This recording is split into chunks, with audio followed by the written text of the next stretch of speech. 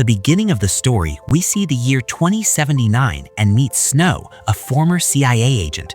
He is now trapped in prison. Secret Service Director Scott keeps asking what happened with a colonel in a room in New York, but Snow keeps joking, and every joke gets him punched. A little earlier, Snow is in a motel room fighting for his life. A stranger is choking him, but Snow fights back hard. His friend Mace calls. Snow headbutts the attacker, grabs a gun, and kills him after wrecking the room. 2 more bodies are already on the floor. Then Mace warns him that police have surrounded the place. Snow crawls to the colonel. The man gives him a lighter and says it must not reach them. Snow looks at a briefcase and tries to calm him, but the colonel dies. Sirens close in fast. Snow slips past the cops and runs to the roof. He jumps down with a briefcase, steals a bike, and races down the highway. Mace calls and tells him to meet at the subway and throw away the phone. Snow does it. A helicopter explodes behind him. Then he rides into the station, jumps off before the bike hits the tracks, and sprints to platform 10 just as the train is leaving. A second before the train doors close, Snow throws the briefcase inside and Mace catches it, but the police grab Snow and arrest him. Back in the present, Scott says the colonel was under watch for selling space secrets. Snow says that is a lie and insists the colonel was protecting them. Scott then shows motel footage that makes Snow look like the killer. Snow says the clip is false, but Scott will not listen. Then Officer Shaw takes over the interrogation. Snow says he wants the one thing he last saw on the train. In the flashback, Mace hides the briefcase in a station locker, but he leaves the key behind. A cop notices. Mace panics, crashes into a man, and his gun falls. It fires by accident and hits an officer. The other cops shoot Mace and capture him. Back in the room, Shaw asks who Snow's partner was. Snow will not say it aloud, but he quietly writes Mace in cigarette ash on the table. Shaw understands and wipes it away. Then we meet the president's daughter, Emily. She is heading to MS-1, a giant space prison where inmates are kept asleep with advanced technology. That idea immediately makes Emily uneasy. Emily is worried because reports say the stasis technology can damage the brain and even erase memories. But Warden Burns brushes it off and says the media exaggerates everything. He also boasts that MS-1 has advanced weapons and unbeatable defenses. After a security check, Emily and her team head inside. She asks if the real purpose of this prison is to study what long-term space does to human beings. Burns avoids the question and says he just works there. They are taken to see prisoners sleeping inside stasis pods. Burns says an interview room is ready and no weapons are allowed inside. Even so, Hawk secretly hides his gun. Back on Earth, Snow learns he has been sentenced to MS-1. As guards drag him away for an injection, chaos explodes in space. Emily meets a violent prisoner named Heidel, but he barely answers her. Hawk loses patience and slams his head on the table. That mistake changes everything. Heidel steals Hawk's hidden gun, shoots a wall panel, and causes a massive blast. He knocks Hawk out, fires at his chains, and breaks free.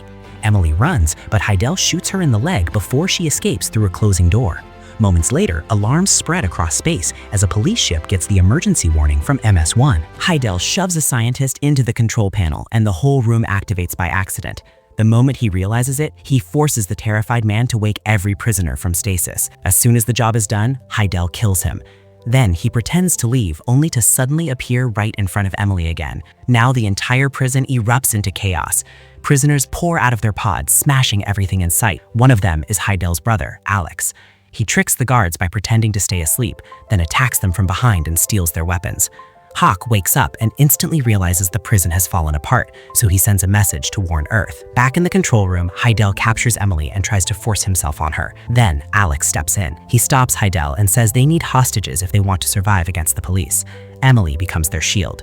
At the same time, police ships move toward MS-1, but the prisoners force another scientist to activate security. In panic, he triggers the prison weapons and the station starts firing on the police ships. At the White House, officials tell the president that Emily is still alive because her tracking chip is active. Scott wants a full assault, but Shaw says that could get her killed. Then he offers another option.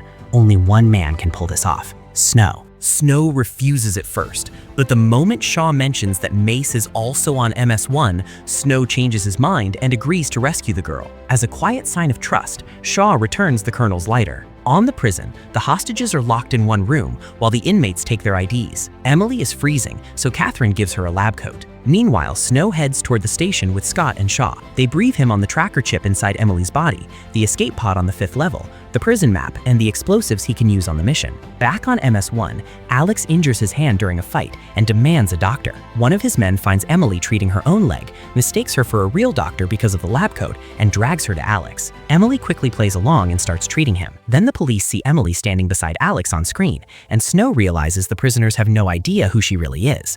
To them, she's just another hostage. A moment later, Alex proves how serious he is by throwing the warden into space. He warns them another show is coming in 1 hour, and the negotiations continue.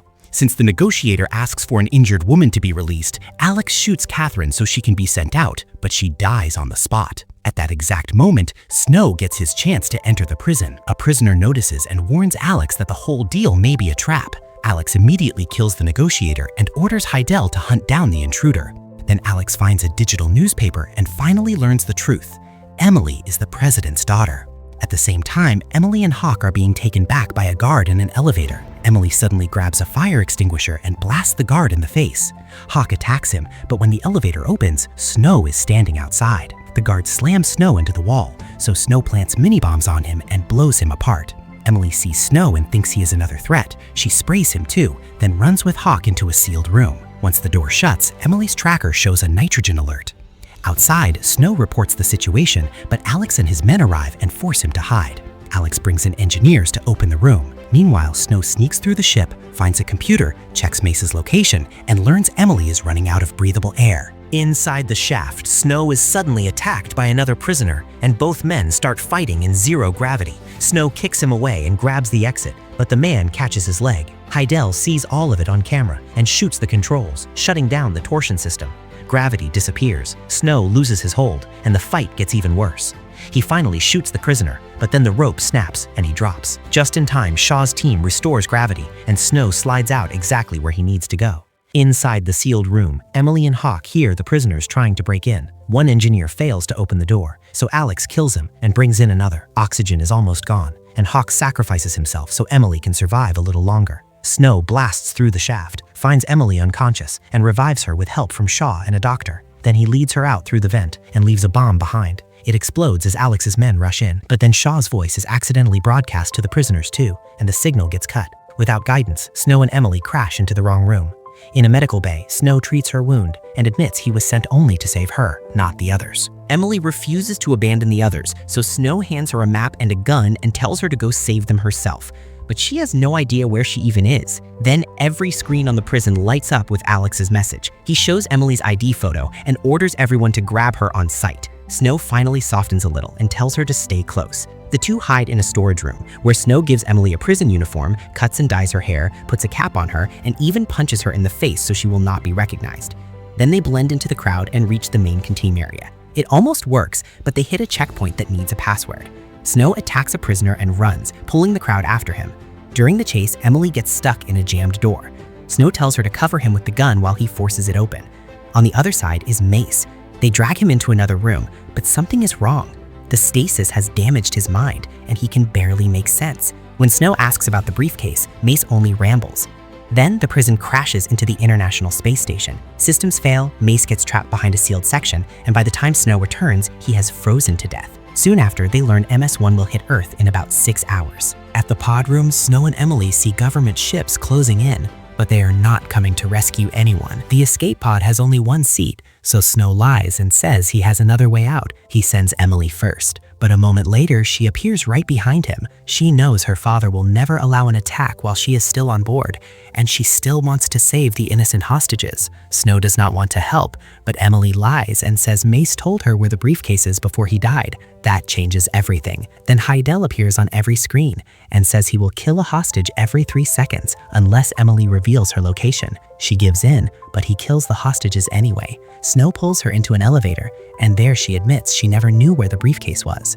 The elevator gets stuck between floors, so they force it open and jump into a room filled with proof that the prisoners were being used for experiments. Then Alex and his men arrive. Snow is shot and falls into a shaft, while Emily is taken back to the control room. Shaw secretly contacts Snow and guides him out. Meanwhile, Emily tells her father to destroy the whole prison. The president refuses, but Scott removes him from power and orders the assault.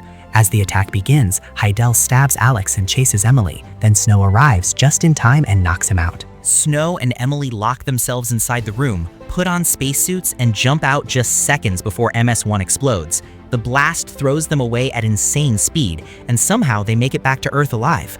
Police find them, Emily is finally rescued, and Snow gets arrested again. A few days later, Emily is in the hospital when she finally understands Mace's last words. She races to the station, decodes the hidden locker number, and recovers the briefcase. Then the full truth about the motel is revealed. Snow fired only because a hidden attacker shot the colonel first.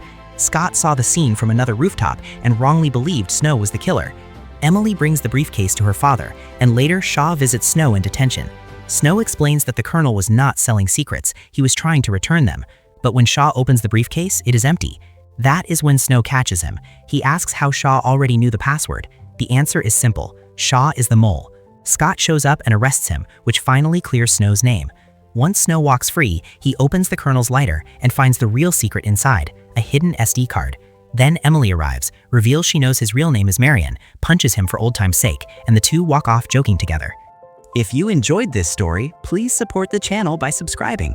We are trying to reach 500 subscribers, and your support would mean a lot.